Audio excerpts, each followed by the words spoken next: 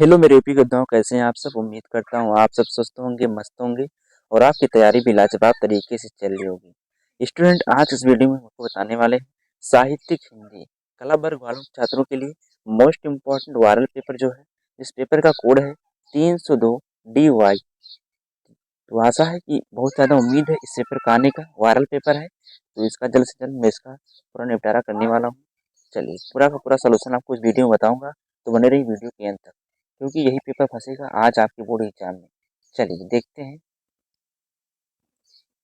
खंड का खंड का है खंड का पहला क्वेश्चन है, कंकाल के लेखक हैं। ऑप्शन आ है अज्ञे, ऑप्शन बा है मुंशी प्रेमचंद, ऑप्शन सा है जयशंकर प्रसाद, ऑप्शन दा है जैनेन्द्र। इसका राइट ऑप्शन हो जाएगा जयशंकर प्रसाद। ऑप्शन सा इज करेक्ट ऑप्शन।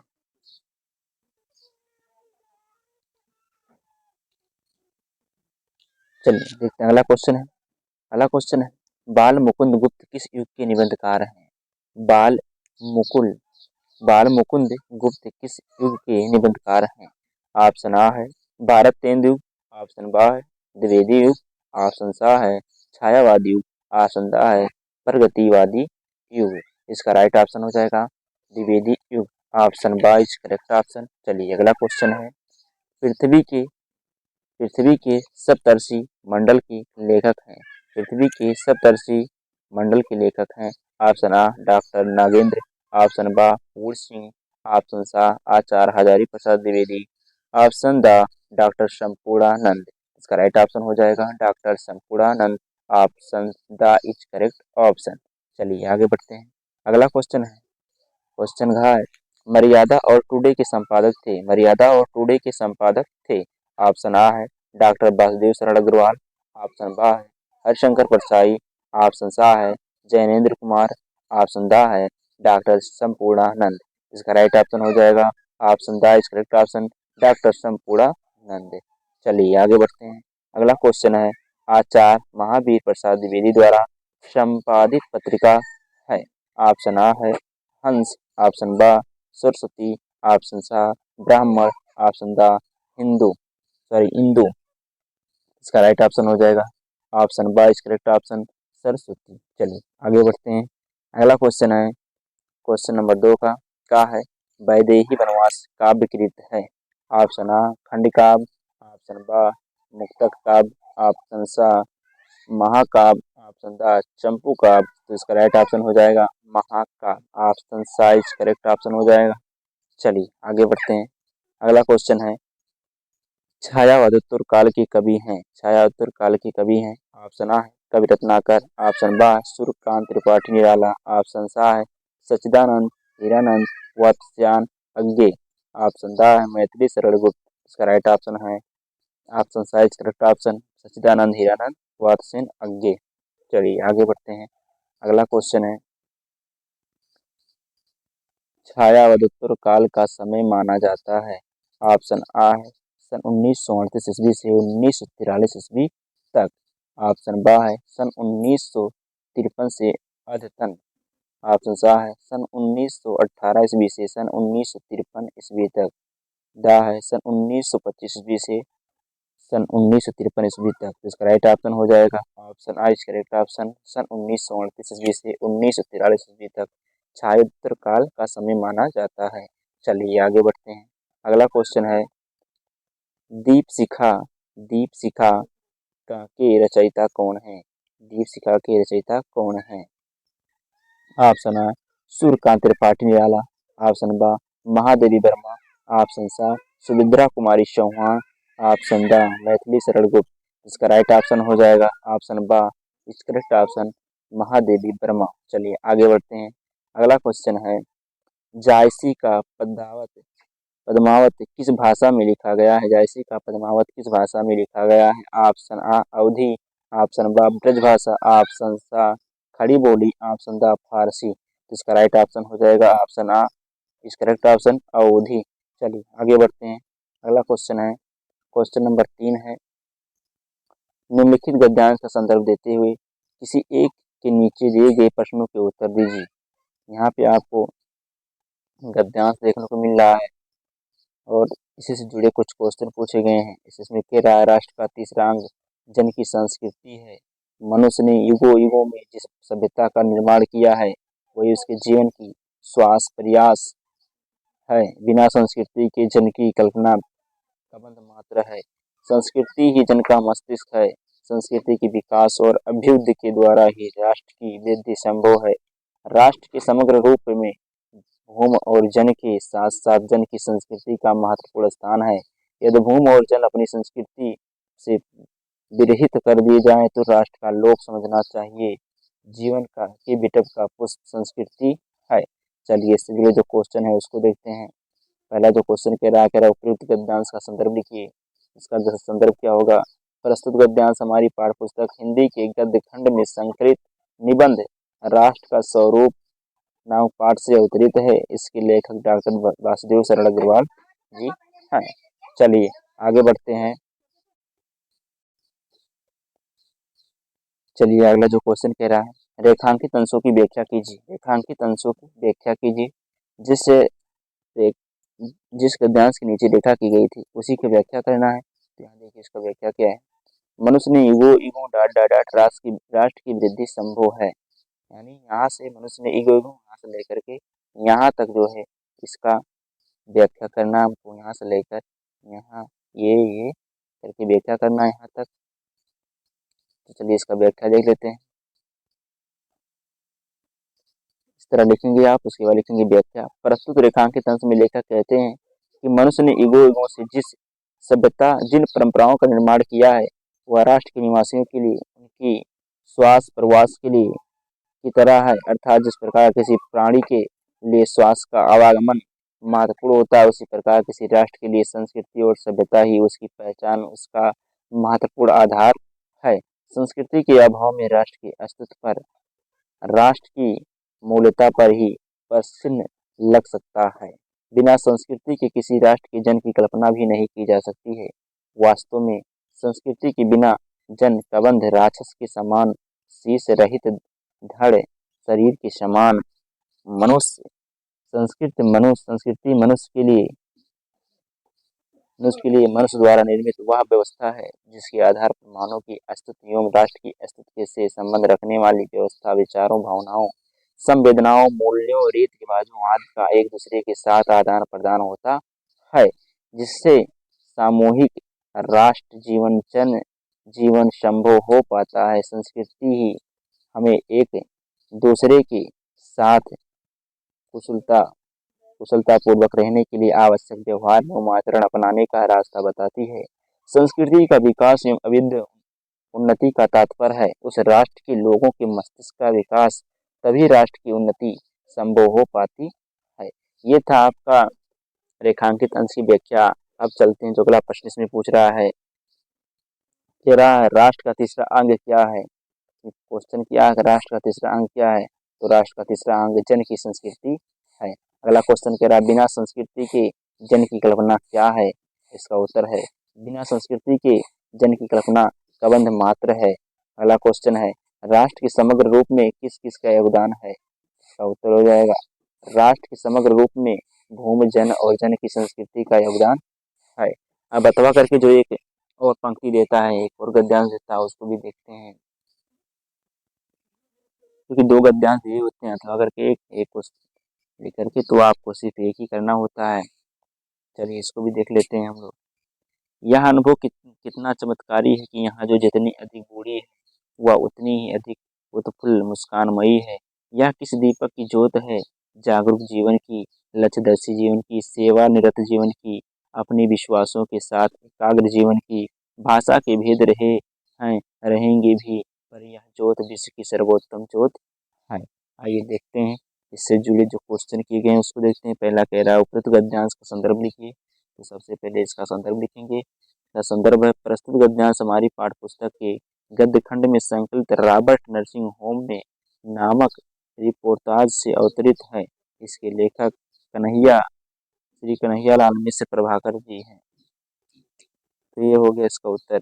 आगे बढ़ते हैं। इसमें अगला जो क्वेश्चन कह रहा है रेखांकित अंशों की व्याख्या कीजिए। रेखांकित अंश की व्याख्या कीजिए। यह किस डॉट डॉट डॉट सर्वोत्तम ज्योत है। ये जो आपका रेखांकित अंश था, इस तरह आप संकेत दे सकते हैं और व्याख्या करेंगे। प्रस्तुत रेखांकित अंश में लेखक को वृद्ध परिचारिकाओं को देखकर आश्चर्य होता है और वे सोचते हैं ऐसा क्यों होता है। यह कौन सी दीपक की ज्योति है जो स्वयं प्रज्वलित होकर संपूर्ण मानवीय परिवेश को प्रकाशित कर रही है, आनंदित कर रही है। जो जितनी अधिक वृद्ध नर्स हैं वह उतनी ही सेवापरायण जीवन जीने वाली हैं, सक्रिय हैं। वह जीवन के अंतिम चरण में भी मुस्कान से खिली हुई एक अलौकिक तेज से प्रपूर्ण है। ये सब किसी लक्ष्य केंद्रित सेवापरायण जीवन के प्रकाश को बिखेरने वाले प्राणियों का समूह है। आत्मविश्वास से पूर्ण इन वृद्ध नर्सों का जीवन एकाग्र साधना का जीवन है। यहाँ रहने वाली जिससे प्राय अलग अलग देशों की हैं, इनकी भाषाएं भी भिन्न भिन्न हैं, किंतु इनके मन में जलने वाली प्यार और सेवा की ज्योति अत्यंत अद्भुत है, जो मृत प्राय रोगी के मन में भी जीवन की आशा और विश्वास जागृत करती है। यही सबके लिए समान और सर्वोत्तम है। अगला क्वेश्चन कह रहा है, यह किस दीपक की ज्योत है? इस पंक्ति में क्या निहित है? आइए इसको देखते हैं। इसका उत्तर हो जाएगा, प्रस्तुत पंक्ति का भाव है लोगों के हृदय में जीवन की प्रति आशा आकांक्षा उत्पन्न कर उन्हें अपने रोग से संघर्ष कर विजय प्राप्त करने वाला त्याग स्नेह समर्पण के किस दिव्य दीपक का प्रकाश जो इस नर्सिंग होम की नर्सों का जीवन है। अगला क्वेश्चन क्या कह रहा है, लक्ष्यदर्शी जीवन की ज्योति से क्या तात्पर्य है? स्वस्थ सबल जीवन के लक्ष्य को उद्देश्य से को दिखाने वाली नर्स रूपी ज्योति लक्ष्यदर्शी जीवन की ज्योति है। ये इसका उत्तर हो गया। आगे बढ़ते हैं। अगला क्वेश्चन है, भाषा के भेद रहेंगे भी पर यह ज्योति विश्व की सर्वोत्तम ज्योत है। इस वाक्य के भाव को लिखिए। इस वाक्य के भाव को लिखिए। तो इस वाक्य का भाव है कि संसार में भाषा के कारण लोगों में भेदभाव का आचरण है। ये भेदभाव की जटिल समस्याएं इस प्रकार रहेंगी कि परंतु इन सभी भेदभाव और संकीर्णताओं से ऊपर उठकर लोगों को अपने त्याग स्नेह समर्पण और सेवा भाव से स्वस्थ सबल और निरोग जीवन देने की नर्स रूपी यह ज्योति संसार की सर्वोत्तम सर्वश्रेष्ठ ज्योति है। चलिए अगला आ गया क्वेश्चन नंबर 4 जो आपका है, पद्यांश पर आधारित निम्नलिखित प्रश्नों के उत्तर लिखिए। पद्यांश दिया गया है, तू देखेगी जलतन को जा वहीं तदगता होंगे लोने नयन उनके ज्योति उत्कीर्णकारी मुद्रा होगी वर पदन की मूर्ति सी सौम्यता की सीधे सीधे वचन उनके सिक्त होंगे सुधा से पद नीले फूले कमल दल सी गात की श्यामता है लीला प्यारा वसन कट में पहनते हैं फजीला छोटी काली अलक मुख की कांति को है बढ़ाती स्वस्त्रों में नवलतन की फूटती सी प्रभा है। अभी देखते हैं इसका उससे जुड़े जो क्वेश्चन है उसको देखेंगे। पहला क्वेश्चन क्या कह रहा है, तो इस पद्यांश का संदर्भ लिखिए। तो सिंपल सा इसका संदर्भ लिखेंगे। प्रस्तुत पद्यांश हमारी पाठ्य पुस्तक एक काव्य खंड के पवन दूत का शीर्षक से अवतरित है। यह द्विवेदी युग के काव्य द्विवेदी युग के कवि अयोध्या सिंह उपाध्याय हरिओद द्वारा रचित प्रिय परिवास नामक प्रसिद्ध महाकाव्य की अंश से संकलित है। अगला जो क्वेश्चन कह रहा है, रेखांकित अंशों की व्याख्या कीजिए। संकेत लिखेंगे, नीले फूल डैश डैश की प्रभा है। प्रश्न लिखेंगे इसका, प्रस्तुत रेखांकित अंश में श्री कृष्ण के वियोग से पीड़ित श्री राधिका जी का पवन स्पर्श कर उससे वार्तालाप करती हैं। ये प्रसंग अब व्याख्या देखते हैं। प्रस्तुत रेखांकित अंश में कब कहते हैं कि गृहिणी राधा जी कौन से कहते हैं, हे पवन खिले हुए नीलकमल के पुष्पों के समूह की श्यामलता के समान उनके उनके शरीर की श्यामल कांति है, अर्थात उनका श्यामला रंग ऐसा मनोहर है जैसे नील कमल के पुष्पों का समूह हो। वे मेरे प्रभु अपने शरीर पर अत्यंत आकर्षक पीला सुंदर वस्त्र अपनी कमर में धारण किए रहते हैं। उनके माथे पर लटकती बालों की घुंघराली लटकी उनके मुख की शोभा को और अधिक बढ़ाती हैं। उनकी सुंदर भव्य वस्त्रों से उनकी तेजस्वी सौंदर्यपूर्ण शरीर की कांति उत्कीर्ण होकर सौंदर्य फैलाकर वातावरण को अत्यंत मनोहर और आकर्षक बना रही हैं। अगला क्वेश्चन क्या कह रहा है? पद्यांश में राधा जी ने तदगता किसे कहा है? राधा जी ने तदगता पवन रूपी दूतता को कहा है। अगला क्वेश्चन है श्री कृष्ण के नेत्रों की आकृति कैसी होगी? इसका उत्तर है श्री कृष्ण के सलोने नेत्रों में ज्योति उत्कीर्णकारी होगी। अगला है श्री कृष्ण के शरीर की श्यामलता कैसी है? इसका उत्तर है श्री कृष्ण के शरीर की श्यामलता खिले हुए नीलकमल के समान है। अथवा करके भी इसमें एक पंक्ति दी गई, एक झटका सा लगा सहस निरखने लगे लुटे से कौन गा रहा या सुंदर गीत। कुतूहल रह न सका फिर मौन और देखो वह सुंदर दृश्य नयन का इंद्रजाल अभिरामा कुसुम वैभव में लता समान चंद्रिका से लिपटा घनश्याम। आइए देखते हैं इसमें क्या कह रहा है। पहला प्रश्न कह रहा है मनु किसे लुटे से निखरने लगे? इसका उत्तर है श्रद्धा की मोहक छवि को देखकर मनु लुटे से निखरने लगे। अगला क्वेश्चन कह रहा है कुतूहल क्यों मौन नहीं रह सका? श्रद्धा को देखकर मनु अपने मन को बस में ना रख सका और उनमें श्रद्धा के विषय में सब कुछ जान लेने का कुतूहल जाग उठा। अगला क्वेश्चन कह रहा है चंद्रिका में लिपटा घनश्याम से क्या तात्पर्य है? इसको देखते हैं। जिस प्रकार चंद्रमा की चांदनी में लिपटा हुआ बादल का कोई टुकड़ा हो। अगला क्वेश्चन रेखांकित अंश का भावार्थ लिखिए। इसका भावार्थ है जब मनु ने कुतूहलवश ऊपर की ओर देखा तो उन्हें सौंदर्य से परिपूर्ण श्रद्धा अपने निकट खड़ी हुई दिखाई दी। यह अभूतपूर्व और सुंदर दृश्य था जो उनके नेत्रों को जादू के समान अपनी ओर आकर्षित कर रहा था। आगे बढ़ते हैं। अगला क्वेश्चन कह रहा है पाठ का शीर्षक और कवि का नाम लिखिए। पाठ का शीर्षक श्रद्धामनु, कवि का नाम जयशंकर प्रसाद।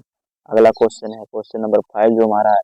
क्वेश्चन नंबर 5 का क्या है? निम्नलिखित में से किसी एक लेखक का जीवन परिचय देते हुए उनकी कृतियों का उल्लेख कीजिए।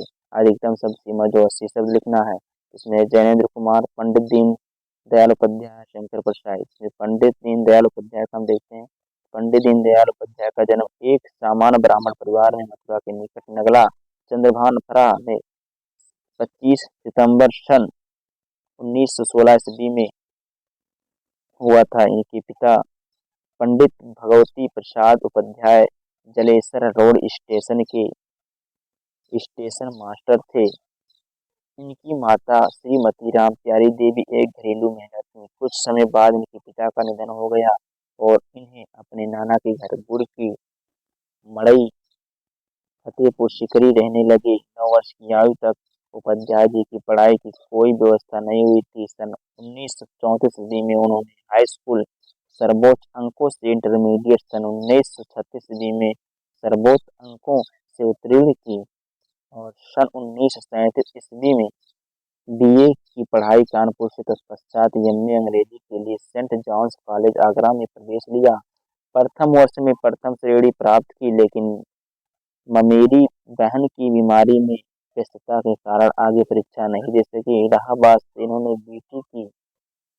सन 1942 ईस्वी में संघ प्रचारक होने के नाते इन्होंने शेष जीवन राष्ट्र को समर्पित किया। इन्होंने लाखों लोगों को स्वयं सेवक बनाया। ये निश्चल एवं मधुर व्यवहार से अजातशत्रु कहलाए।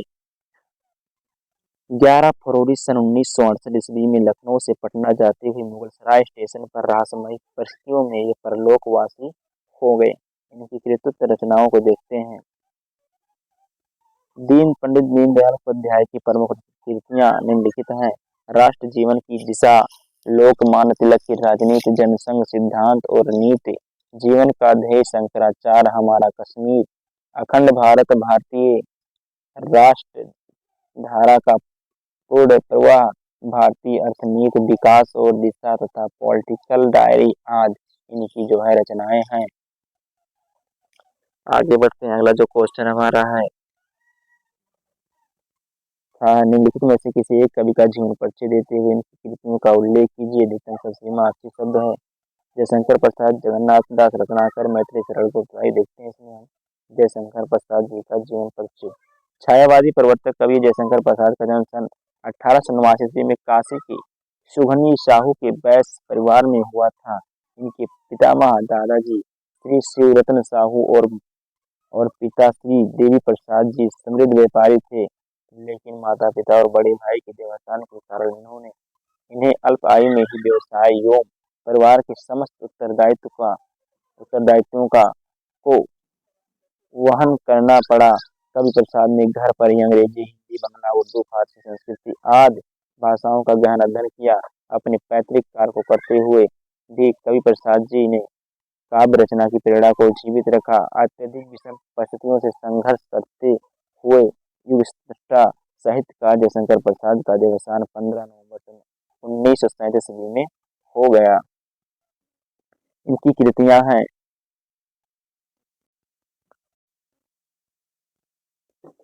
कृतित्व रचनाएं। कवि प्रसाद जी की काव्य एवं गद्य की रचनाएं निम्नलिखित हैं। आइए देखते हैं। काव्य रचनाएं: कामायनी, महाकाव्य, आंसू, चित्रधार, लहर, झरना, कानन और कुसुम, प्रेम पथिक आदि। प्रबंधात्मक कविताएं: शेर सिंह का सशस्त्र समर्पण, पेशोला की प्रतिध्वनि, परले की छाया, अशोक की चिंता आदि। गद्य रचनाएं: नाटक: चंद्रगुप्त, स्कंदगुप्त, अजात शत्रु, भूस्वामिनी, जन्मेजय का नागयज्ञ, राजश्री राजश्री, प्रायश्चित आदि। उपन्यास: कंकाल, तितली, इरावती, आपुर। कहानी: प्रतिध्वनि, छाया, आकाशदीप, आंधी, इंद्रजाल, ममता आदि। निबंध संग्रह, काव्य और कला। चलिए अगला जो क्वेश्चन हमारा है, क्वेश्चन नंबर 6 है, कहानी तत्वों के आधार पर बहादुर कहानी की समीक्षा कीजिए। आइए देखते हैं। परिचय: श्रेष्ठ एवं आधुनिक कहानीकार अमरकांत द्वारा रचित कहानी बहादुर एक मध्यम वर्गीय परिवार के जीवन की समस्याओं पर आधारित कहानी है। इसमें एक आश्रयहीन पहाड़ी लड़के की मार्मिक कथा का वर्णन है। कहानी के तत्वों पर आधारित कहानी की समीक्षा निम्नलिखित है।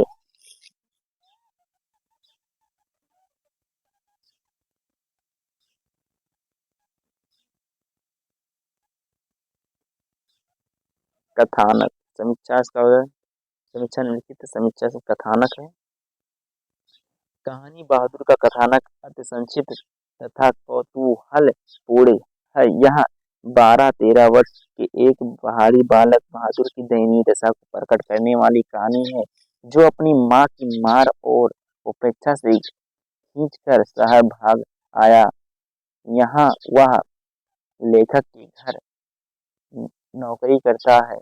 वह मेहनत तथा ईमानदारी से कार्य करता है, परंतु मालकिन उस पर विश्वास नहीं करती है, उसे डांटती फटकारती है और उसे स्वयं रोटी बनाने को कहती है। बार बार पिटने व डांट खाने पर उससे त्रुटियां हो जाती हैं। चोरी का आरोप लगने पर वह अपना सभी सामान भी छोड़कर भाग जाता है। तब लेखक की पत्नी निर्मला लेखक एवं उसके पुत्र किशोर को अपनी गलतियों का एहसास होता है। वे सभी पश्चाताप करते हैं। पात्र एवं चरित्र चित्रण: कहानी बहादुर में पात्रों की संख्या सीमित है। केवल 4 ही प्रमुख पात्र हैं: बहादुर, निर्मला, उसका पति लेखक और पुत्र किशोर है। ये सभी पात्र मध्यम वर्ग के प्रतिनिधि हैं। बहादुर इसका सर्व प्रमुख पात्र है।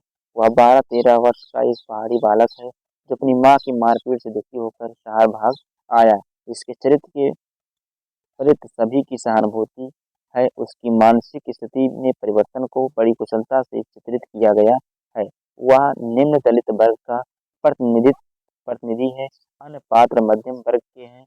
आर्थिक तंगी होते हुए भी यह वर्ग अपनी प्रतिष्ठा और सफेद पोशी को बनाए रखता है। लेखक की सहानुभूति इस वर्ग के साथ है। लेखक ने मध्यम वर्ग की आंतरिक मानसिक स्थिति का सहानुभूतिपूर्ण चित्रण किया है। लेखक पात्रों के चरित्र चित्रण में पूर्ण सफल हुए हैं। संवाद, योजना, कथोपकथन: कहानी बहादुर की कथोपकथन और संवाद अत्यंत संक्षिप्त, रोचक और गतिशील है। संवाद कथानक को आगे बढ़ाते हैं, पात्रों को चरित्र पर प्रकाश डालते हैं। निर्मला के पति का बहादुर के प्रति उपेक्षा भाव, निर्मला और उनके रिश्तेदारों की कठोर हृदयता, किशोर की अमानवीय व्यवहार, सभी कुछ उनकी बातों से प्रकट हो जाता है। इस प्रकार कहानी का कथोपकथन उत्कृष्ट और प्रभावपूर्ण है। देश काल और वातावरण। कहानी में देश काल वातावरण को प्रभावशाली रूप में दिखाया गया है। संपूर्ण घटना निर्मला के घर में घटित होती है। घर के निवासियों, रिश्तेदारों के व्यवहार और वार्तालाप से उसके वातावरण का यथार्थ चित्र प्रकट होता है। घटना के अनुरूप ही समग्र वातावरण में संघनता तथा गंभीरता आ जाती है, जो कहानी के अंत में चरम बिंदु तक पहुंच जाती है। वातावरण के प्रभाव से ही कलापूर्ण चित्रण के कारण संपूर्ण घटना क्रम वास्तविक घटना जैसी प्रतीत होती है। इसकी भाषा शैली। कहानी बहादुर में लेखक ने सामान को लोगों को चलती हुई व्यवहारिक भाषा का प्रयोग किया है। कहानी की भाषा घुमाव फिराव से दूर, सरल तथा स्वाभाविक है।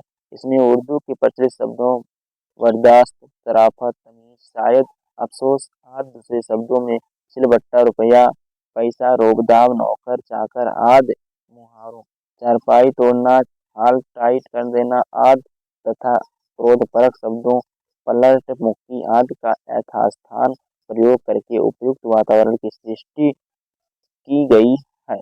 उद्देश्य। कहानी बहादुर निम्न मध्यम वर्गीय व मध्यम वर्गीय समाज के मनोविज्ञान का वास्तविक चित्र अंकित करती है। आधुनिक समाज झूठे प्रदर्शन और शान शौकत में विश्वास करता है।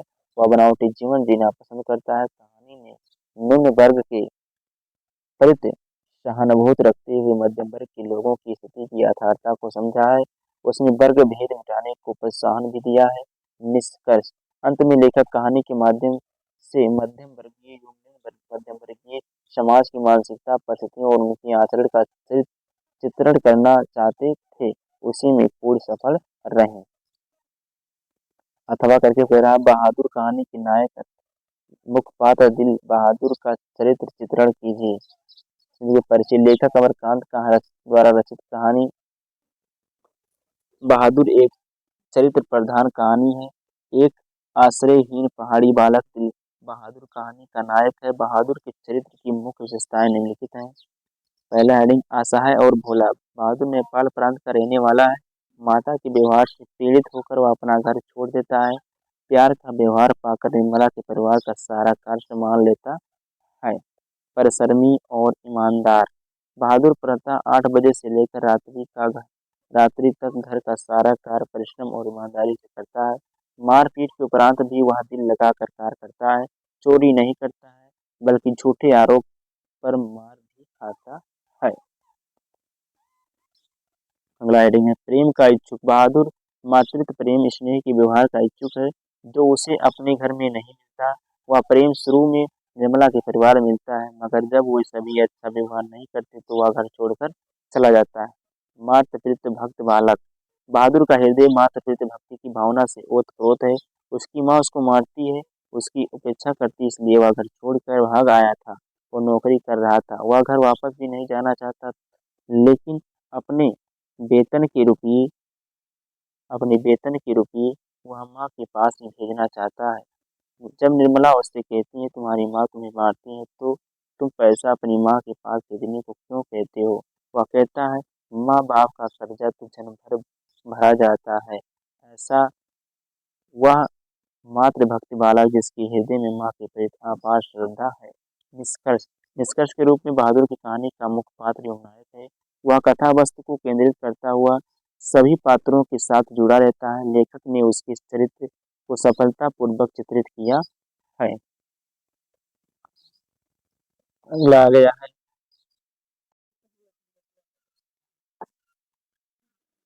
रसमरथी। क्वेश्चन नंबर 7 है रसमरथी खंडकाव्य की कथा वस्तु कथा सार विषय वस्तु संक्षिप्त में लिखिए। परिचय। राष्ट्रवादी कवि रामधारी सिंह द्वारा रचित खंडकाव्य रसमरथी पौराणिक महाभारत आख्यान पर आधारित आधुनिक खंडकाव्य है, जिसकी सर्गबद्ध कथा वस्तु में महाभारत के प्रमुख पात्र कर्ण की विशेषताओं पर आधारित है। खंडकाव्य की कथा वस्तु 7 सर्गों में क्रमानुसार सर्गबद्ध है। आपको पता होगा कि हर वीडियो में अलग अलग खंडकाव्य, तो अपने विशेषज्ञ से संपर्क करके जो जानते हैं आप उसको तैयार कर लीजिएगा अपने विद्या क्वेश्चन बैंक से। चलिए हम खंडखा देखते हैं। खंडखा में देखिए, खंडखा है क्वेश्चन नंबर 8 क्या कह रहा है निम्नलिखित संस्कृत गद्यांश का संदर्भ सहित हिंदी में अनुवाद कीजिए। तो आपको यहाँ कुछ गद्यांश दिए गए हैं, ये आपको गद्यांश देखने को मिल जाएंगे और इसका संदर्भ लिखना है।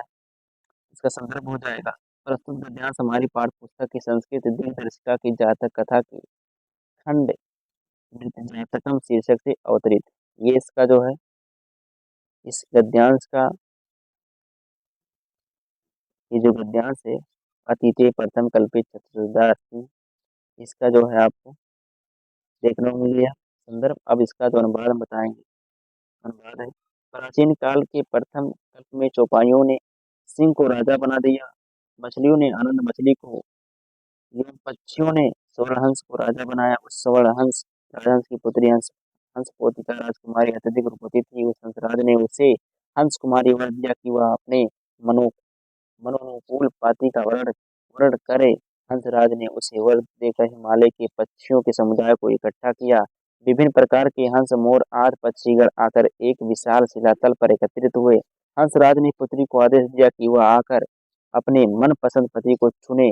उसने पक्षी समुदाय पर दृष्टि डालते हुए नीलमणि के रंग की गर्दन और विचित्र रंग बिरंगे पंखों वाले मोर को देखकर कहा कि यह मेरा स्वामी हो। मोर ने यह कहते हुए कि आज भी तुम मेरा बल नहीं देखती हो, अर्थात अभी तुमने मेरा पराक्रम देखा ही कहाँ है। बड़े गर्व से निर्जलता पूर्वक उसे बड़े पक्षी समुदाय के बीच पंख फैलाकर नाचना शुरू कर दिया और नाचते हुए नग्न हो गया। स्वर्ण राजहंस ने लज्जित होकर कहा, इसे तो ना संकोच है और ना पंखों को उठाने में बाहर की लज्जा। इस निर्लज्ज को मैं अपनी पुत्री नहीं दूंगा, ऐसा कहा। अथवा करके इसमें देखिए एक और पंक्ति दिया गया है कि पंचशील शिष्टाचार विश्व का सिद्धांता महात्मा बुद्ध गौतम बुद्धा एतान पश्चात सिद्धांतम पंचशील मिति नमना स्वशिष्यान स्वस्तिमसम अतएवाम शब्दा अधुनवाप्ते तथैव स्वाकृता। इसे इमे सिद्धांता कर्मेण योम संति। इसमें अहिंसा, सत्यम अस्त्यम, अप्रमाद, ब्रह्मचार्य इति। इसका संदर्भ देखेंगे। संदर्भ के रहा प्रस्तुत गद्यांश हमारी पाठ पुस्तक के संस्कृत दिनदर्शिका के पंचशील सिद्धांत नामक शीर्षक यह पाठ से अवतरित है। इसमें बौद्ध धर्म के पंचशील सिद्धांतों का मानव जीवन व राष्ट्र जीवन में महत्व स्वीकार किया गया है। इसका अनुवाद देखेंगे। पंचशील शिष्टाचार विषय से संबंधित सिद्धांत है। महात्मा गौतम बुद्ध पंचशील नामक इन पांचों सिद्धांतों को अपने शिष्यों को उपदेश देते थे, इसलिए यह शब्द आज भी उसी रूप में स्वीकार किया गया है। ये सिद्धांत क्रमशः इस प्रकार है: अहिंसा, सत्य, चोरी न करना, प्रमाद न करना, ब्रह्मचर्य। ये हो गया। अगला क्वेश्चन है जो कह रहा है, निम्नलिखित श्लोकों का हिंदी में संदर्भ सहित अनुवाद कीजिए। प्रभाषा मुख्या मधुरा दिव्या त्रिवर्णा भारती तस्या ही मधुरम काव्यम तस्माद् सुभाषिते। इसका संदर्भ है, प्रस्तुत श्लोक हमारी पाठ्य पुस्तक के संस्कृत दिनदर्शिका भाग के सुभाषित रत्नान पाठ या शीर्षक से उद्धृत है। इसमें जीवन दर्शन संबंधी सुभाषित समझाए गए हैं।